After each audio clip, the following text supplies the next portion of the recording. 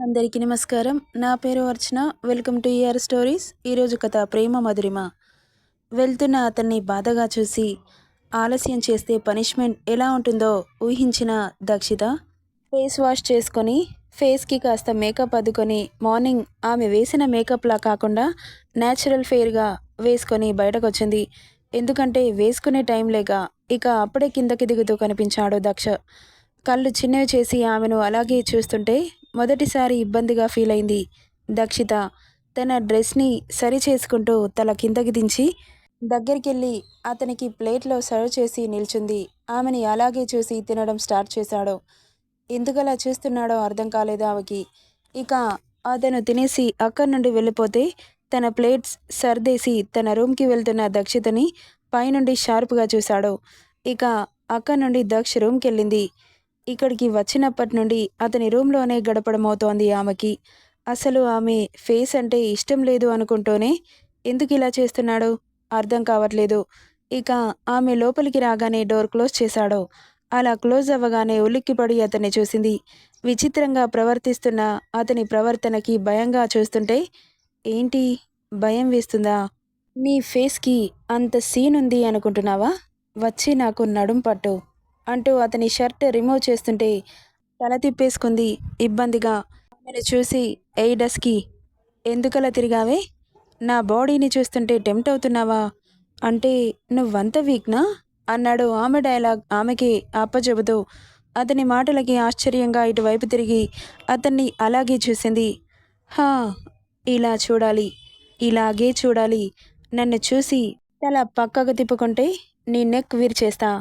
నువ్వు నన్ను చూసి టెంప్ట్ అవ్వడం నేను చూడాలి. నీ ఫీలింగ్స్ని నేను లెక్కగట్టాలి. నాకే నాకే సవాలు విసురుతావా? చూపిస్తా. ఇప్పటి నుండి ఎవరు ఎంత వీక్నో చూపిస్తా అంటుంటే భయంగా చూసింది అతన్ని. ఎందుకంటే అతని బాడీ చాలా అందంగా ఉంటుంది, పాలరాతిలా. అంత అందమైన అతని బాడీని చూసి ఏ అమ్మాయినా టెంప్ట్ అవుతుంది. ఆమె అందుకు అతీతమేమీ కాదుగా టెంప్ట్ అవ్వకపోవడానికి. క్విక్ అన్నాడు. అతని వాయిస్కి ఉలిక్కిపడి తల తిప్పి చూసిన ఆమె కళ్ళు పెద్దవయ్యాయి. ఏ ఆచ్ఛాదనం లేని అతని విశాలమైన వీపు హిమాలయాన్ని తలపిస్తుంటే పాలరాతి శిల్పం కూడా అతని ముందు దిగదుడిపే అనిపించింది ఆమె కళ్ళకి. ఇక ఒక్కో అడుగు వేస్తూ అతన్ని చేరింది. ఎంతసేపో అన్నాడు మళ్ళీ.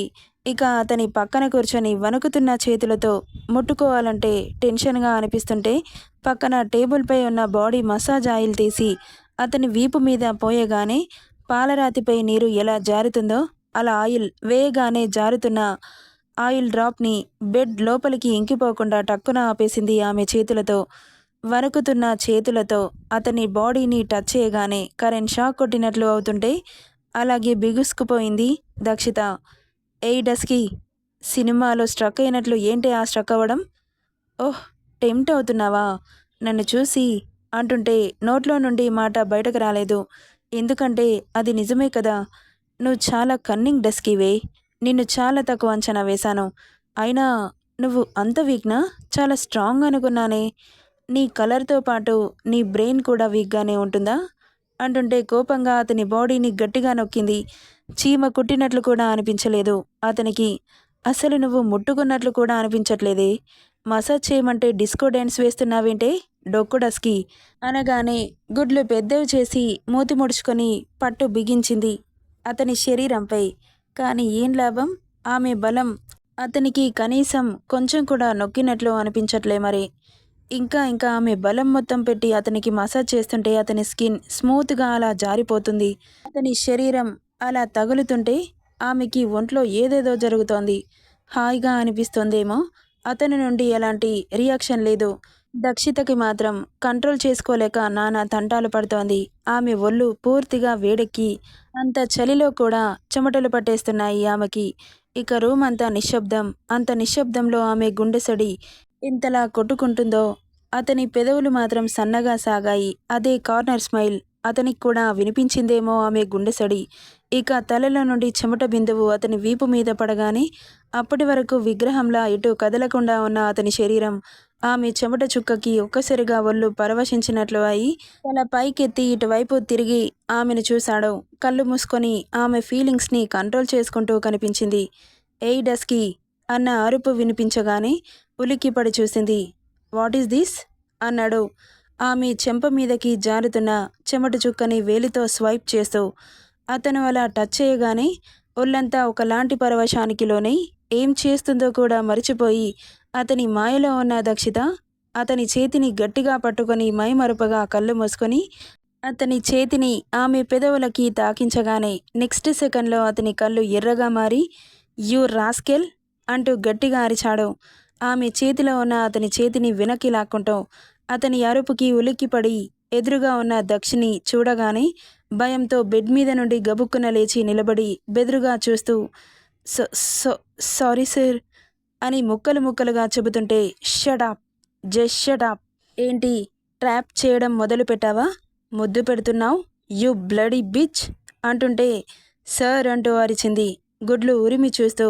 మైండ్ యువర్ వర్డ్స్ అనింది. ఏంటి నీకు రెస్పెక్ట్ ఇచ్చేది? నా మీదకే వాయిస్ పెంచి మాట్లాడుతున్నావు? నన్ను నీ ఇష్టానికి టచ్ చేసిందే కాకుండా సిగ్గు లేకుండా మాట్లాడుతున్నావు అని ఆమె జుట్టు పట్టుకొని ముందుకు లాక్కున్నాడు. ఒక్కసారిగా కళ్ళల్లో నీళ్లు చిమ్మాయి. అతనంత గట్టిగా పట్టుకోగానే ప్లీజ్ లీవ్ అనింది. ఆమె కళ్ళల్లో ఉన్న కన్నీటిని చూసి అతను చేసిన ప్లాన్కి అతని పెదవులపై కార్నర్ స్మైల్ రాగా ఏంటి మండుతుందా? నువ్వు మాట్లాడిన మాటలకి నాకు కూడా కాలిపోతుంది అంటుంటే ప్లీజ్ వదులు అనింది ఏడుపు గొంతుతో. ఆమెను విసురుగా వదిలి దిస్ ఈజ్ యువర్ క్యారెక్టర్ అంటూ ఆమె చెస్టుపై ఇండెక్స్ ఫింగర్ పెట్టి పొడిచాడు. ఒళ్ళు కనిపించేలా ఎక్స్పోజ్ చేస్తూ నన్ను నీ మాయలో పడేసుకొని నిలువున మోసం చేసి ఈ ఆస్తిని కాజేయాలని బాగానే ప్లాన్ వేశావు. సార్ అసలేం మాట్లాడుతున్నారు మీరు? నాకు ఇలాంటి బట్టలు అంటే చాలా చిరాకు. అలాంటిది మీకోసం మీ ఇంట్లో ఉండడం కోసం మీ దగ్గర పని చేయడం కోసం మాత్రమే వేసుకున్నాను. మిమ్మల్ని నా అందంతో పడేసుకోవాలని కాదు. క్రాసింగ్ యువర్ లిమిట్స్ అంటుంటే ఏంటి లిమిట్స్ క్రాస్ చేస్తున్నానా? నాకు ఎదురు సమాధానం చెబుతావా అంటూ ఆమె బుగ్గలు వత్తిపట్టి కోపంగా చూస్తూ చెప్పు నా దగ్గర బలుపు చూపిస్తావా అంటూనే మరిదేంటి అంటూ ఆమె చెస్ట్ దగ్గర క్లీవేజ్ కనిపిస్తుంటే అతని వేలితో మధ్యలో నుండి పైకి అలా రాస్తూ అన్నాడు. తను అలా టచ్ చేస్తుంటే గిల్టీగా అనిపించి అతని గుండెలపై చేయి పెట్టి వెనక్కి తోసింది. డోంట్ టచ్ మీ సార్, నేను అమ్మాయిని, మీ ఇష్టానికి టచ్ చేయకండి. అచ్చా నువ్వు వేసుకుంటే తప్పులేదు కానీ నేను టచ్ చేస్తే తప్పొచ్చిందా అంటుంటే అసలేం అర్థం కావట్లేదు ఆమెకి. ఎందుకు ఇలా మాట్లాడుతున్నాడో. ఈ బట్టలని ప్రొవైడ్ చేసింది అతనే, వేసుకోమని చెప్పింది కూడా అతనే, కానీ మళ్ళీ ఎందుకు ఇలా మాట్లాడుతున్నాడు? వేసుకుంటే ఎలాగో కనిపిస్తుందని అతనికి తెలుసు కదా. అయినా ఇవన్నీ అబ్జర్వ్ చేస్తాడా అనిపించింది ఒక్క క్షణం. ఎందుకంటే అతను స్టార్ హీరో కదా, ఇలాంటివన్నీ కామన్ అనుకుంది ఇన్ని రోజులుగా దక్షిత. బట్ అలా పాయింట్అవుట్ చేసి చూపిస్తుంటే పిచ్చి పట్టేసింది ఆమెకి. అసలేం మాట్లాడుతున్నారు సార్? ఈ బట్టలన్నీ ప్రొవైడ్ చేసింది మీరే కదా, మళ్ళీ ఇలా మాట్లాడతారేంటి అనగానే అతని ఫేస్లో సర్కాస్టింగ్ స్మైల్ రాగా అంటే ఇలాంటివి వేసుకోవద్దు అని నీ మనసులో ఉన్నప్పుడు ఇక్కడికి వస్తే సిచ్యువేషన్ ఎలా ఉంటుందో కూడా నీకు తెలిసినప్పుడు ఇక్కడికి ఎందుకు వచ్చావు? తెలీదా నీకు? నాతో పాటు ఉంటే ఇలాంటి బట్టలు వేసుకొని ఇలా మేకప్ వేసుకొని ఉండాలని తెలుసు కదా, తెలిసే వచ్చావు. తెలిసే నాతో ఇలా సిగ్గు లేకుండా అని ఇంకేదో అంటుంటే షడాప్ సార్ అంటూ అరిచింది. ఆమె కోపాన్ని చూస్తుంటే అతని పెదవుల్లో ఒకలాంటి స్మైల్ వచ్చి చేరింది. మర్యాదగా మాట్లాడండి, మీ దగ్గర వర్క్ చేస్తున్నాను కదా అని మీ ఇష్టానికి మాట్లాడితే ఊరుకోను. అచ్చా ఏం చేస్తావు? నేను ఇలాగే మాట్లాడతా, నా నేచరే అంతా.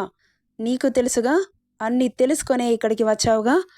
ఇక్కడికి వచ్చి మర్యాద కావాలంటే ఎలా దొరుకుతుందనుకుంటున్నావు? నా దగ్గర మర్యాదలు ఎక్స్పెక్ట్ చేయకూడదు డస్కీ బేబీ అంటూనే ఆమె ముందు ముందుకు వస్తుంటే వెనక్కి వెనక్కి అడుగులు వేస్తూ గోడకి అతుక్కుపోయింది. అతని చూపులకి చచ్చిపోవాలనిపిస్తుంటే ఆమె గుండెలపై చేయి పెట్టుకుంది. ఆమెను అదే చూపులతో అదే సర్కాస్టింగ్ నవ్వుతో చూస్తూ ఉంటే వెనక్కి జరగాలనుకున్న దక్షితకి గోడ అడ్డు రావడంతో ఇంకా ఇంకా లోపలికి చొచ్చుకుపోతూ అలాగే నిలబడింది. దీనికోసమే కదా నువ్వు నా దగ్గర పని చేస్తుంది, మళ్ళీ ఎందుకు దూరంగా వెళ్ళిపోతున్నావు అంటుంటే ఆమె ఆత్మాభిమానం అతని మాటలకి చచ్చిపోతున్నట్లు అనిపిస్తోంది. చెప్పు అంటూ ఆమె గుండెల మీద పెట్టుకున్న చేతులని గోడకి లాక్ చేస్తూ ఆమెను అలాగే స్టేర్ చేస్తున్నాడు. అతని చూపులకి సిగ్గుగా అనిపిస్తుంటే కళ్ళు కిందకి దించేసింది. ఎందుకో తెలీదు కానీ ఆమె కళ్ళల్లో నీరు జలజల రాలి అతని పాదాలపై పడ్డాయి. అలా పడగానే మరింత దగ్గరికొచ్చాడు దక్ష్. ఇంకేం చేస్తాడో అని ఆమె బలమంతా ఉపయోగించి అతని చేతుల్లో నుండి ఆమె చేతులని విడిపించుకొని అతని గుండెలపై చేయి పెట్టి వెనక్కి తోసింది. ఇంచు కూడా కదల్లేదు. చూస్తున్నాడు ఆమెను అలాగే. అతని చూపుల్లో అహంకారం, పొగరు, బలుపు. ఆమెను చిన్న చూపుగా చూస్తున్నట్లు ఉన్న ఆ చూపులకి కోపం వచ్చేస్తోంది దక్షితకి. చీపుగా చూస్తుంటే. కానీ ఎందుకిలా చేస్తున్నాడో అతని బిహేవియర్కి, మాటలకి సంబంధం లేకుండా అనిపిస్తోంది. ఎందుకిలా ప్రవర్తిస్తున్నారు సార్? మీరు రమ్మంటేనే రూమ్కి వచ్చాను. మీకు బ్యాక్ పెయిన్ వస్తుంది అంటేనే మసాజ్ చేయడానికి రెడీ అయ్యాను. నా సొంతంగా మిమ్మల్ని టచ్ చేయాలని నాకెప్పుడూ లేదు. Shut your bloody mouth. Stop trying to lies అంటూ అరవగానే అతని వాయిస్కి ఉలిక్కిపడి బెదురుగా చూసింది. ఇంకా ఎన్ని అబద్ధాలాడతావు? మా తాతయ్యని ఇలా నీ మాటలతో మాయ చేసి బుట్టలో పడేసుకున్నావు. నన్ను కూడా అలాగే చేద్దామనుకుంటున్నావా? నీ మాటలతో, నీ చేష్టలతో, నీ వంటలతో అసలు కొంచెం కూడా డౌట్ రాకుండా చాలా బాగా మేనేజ్ చేస్తున్నావు. ఇండస్ట్రీలో ఎవరెవరికో ఆస్కర్ అవార్డ్స్ ఇస్తారు. నీకివ్వాల్సింది అతిపెద్ద ఆస్కర్ అవార్డ్ అంటుంటే, సార్ ప్లీజ్ అనింది ఏడుపు గొంతుతో. నిజాలు మాట్లాడితే ఇదిగో ఇలాగే బాధ అనిపిస్తుంది. ఈ కన్నీళ్లు కూడా అబద్ధం. నువ్వు మాట్లాడే మాటలు అబద్ధం. నువ్వు చేసే చేతలు అబద్ధం. అసలు నీ రూపమే ఒక అబద్ధం. కేవలం నన్ను నీ మాయలో పడేసుకొని ఈ ఆస్తినంతటినీ కాజేసి నన్ను నిలువునా మోసం చేసి వెళ్ళిపోవాలని బాగా పెద్ద ప్లాన్ వేశావు. నేను నువ్వనుకునే అంత వీక్ హార్టెడ్ కాదు. రెచ్చగొట్టావు కదా వీక్ అని. ఆ రెచ్చగొట్టడంలో కూడా ఒక పెద్ద ప్లాన్ ఉందని నాకు తెలుసు. రెచ్చగొడితే నేను రెచ్చిపోయి ఇలాంటి అందగత్తే ఇక దొరకదు అని మజ్ను టైప్లా నిన్ను ప్రేమించి నీ వెనకాలే తిరుగుతానని బాగా ప్లాన్ వేశావు. బట్ ఈరోజు నీ ప్లాన్ బెడిసి కొట్టింది. బెడిసి కొట్టేలా నేనే చేశాను అంటుంటే అర్థం కాకుండా అలాగే చూస్తూ ఉంది దక్షిత. ఏంటి అర్థం కాలేదా? నిన్ను నా రూమ్కి రప్పించుకుంది నిన్ను పరీక్ష పెట్టడానికే. నా చేష్టలకి నువ్వు టెంప్ట్ అవుతావో అవ్వవో అని అలా చేశాను. నువ్వు టెంప్ట్ అవ్వకపోతే జెన్యూన్గా ఉన్నట్లు అనుకున్నాను. బట్ నీకు నా శరీరం కావాలిగా, అందుకే టెంప్ట్ అవుతున్నావు. దాని వెనక ఆస్తి కూడా కావాలిగా, అందుకే ఇలా ఎక్స్పోజ్ చేసి నన్ను రెచ్చగొడుతున్నావు. Stop it sir. ఒక అమ్మాయితో ఇంత నీచంగా మాట్లాడుతుంటే మీకేమనిపించట్లేదా? అనిపిస్తే ఎందుకు మాట్లాడతాను అన్నాడు. అయినా ఇలాంటి మాటలు పడ్డానికే కదా నువ్వొచ్చింది. ఇంకెందుకు బాధపడుతున్నావు? తప్పది నీకు, భరించాలి. ఈ ఇయర్ మొత్తం నేను ఇలాగే ఉంటాను, ఇలాగే మాట్లాడతాను. నచ్చితే ఉండు, నచ్చకపోతే దొబ్బై. ఎంత ధైర్యం ఉంటే నన్ను కిస్ చేయాలని చూస్తావే అంటూ ఆమె జుట్టు పట్టి దగ్గరికి లాక్కొని ఆమెను అలాగే చూశాడు. ఆమె ఫేస్లోని ప్రతి ఒక్క కణాన్ని అబ్జర్వ్ చేస్తూ ఎందుకలా చేస్తున్నాడో అతనికి కూడా తెలీదు. బట్ నువ్వంటే అసహ్యం అన్న అతనే ఇప్పుడు కోపం అంటున్నాడు.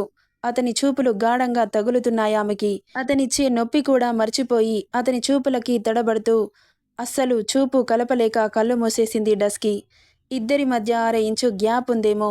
అంత దగ్గరగా ఉన్న ఇద్దరి ఫేస్లు, ఇద్దరి పెదాలు ఎవరూ కాస్త కదిలినా పెదవులు టచ్ అయ్యేంత. ఇప్పుడు కదిలితే అతని పెదాలు తాకుతాయి, ఇంకా ఏమంటారో అన్న భయం కూడా ఉంది ఆమెకి. అలాగే శిలలా మారిపోయి అతన్ని ఎంతసేపు అలా పట్టుకున్నా సైలెంట్గా ఆమె శరీరాన్ని అప్పజెప్పి అలాగే ఉండిపోయింది. కానీ కళ్ళు మాత్రం తెరవలేదు, కదలట్లేదు. అలా ఎంతసేపు చూశాడో తెలీదు. ఆమె జుట్టు నొప్పికి మూసిన కళ్ళమాటున కన్నీళ్లు చెంపల మీదకి జారి అతని రిస్టు మీద పడ్డాయి. ఎప్పుడైతే ఆమె కన్నీటి బిందువు అతని చేతి మీద పడిందో ఆమె వెళ్ళి ఫ్లోర్ మీద పడింది. అస్సలు ఎక్స్పెక్ట్ చేయలేదు దక్షిత. ఫోర్స్గా ఫ్లోర్ మీదకి విసిరేశాడు. బొమ్మల ఫ్లోర్కి అతుక్కుపోయింది. కనీసం ఒక్క మాట కూడా మాట్లాడకుండా వెళ్ళి బెడ్ మీద అడ్డంగా పడిపోయాడు. అలా విసరగానే వెళ్ళి ఫ్లోర్కి బలంగా తాకింది. అలా తగలడంతో ఆమె తల గిర్రున తిరిగి తలపై చెయ్యి పెట్టుకొని మెల్లగా లేచి కూర్చుంది. అలా పెట్టుకున్న చేతికి రక్తపు మరక ఎర్రగా కనిపిస్తుంటే గుడ్లు పెద్దవయ్యాయి. ఏయ్ డస్కీ అన్న వాయిస్కి ఉలిక్కిపడి చూసింది. ఏంటి ఎంతసేపు, మసాజ్ చేయవా అన్నాడు. మళ్ళీ షాక్. ఇప్పటి వరకు ఇలా మాట్లాడి మళ్ళీ పిలుస్తున్నాడు అని అనుకుంటుండగా ఏంటి అప్పుడే మర్చిపోయావా? ఇంతకు ముందే చెప్పాగా, నేను ఇలాగే బిహేవ్ చేస్తాను, ఇలాగే ఉంటాను. నువ్వు నాకు సేవలు చేయాలి, నా మాటలు పడాలి, దా అంటుంటే ఇక కోపం వస్తున్నా కానీ ఏం చేయలేని స్థితిలో ఉన్న దక్షిత అతని అహంకారానికి ఎలా బుద్ధి చెప్పాలో, ఏం చేస్తే మారుతాడో అని ఆలోచించుకుంటూనే దగ్గరికెళ్ళింది.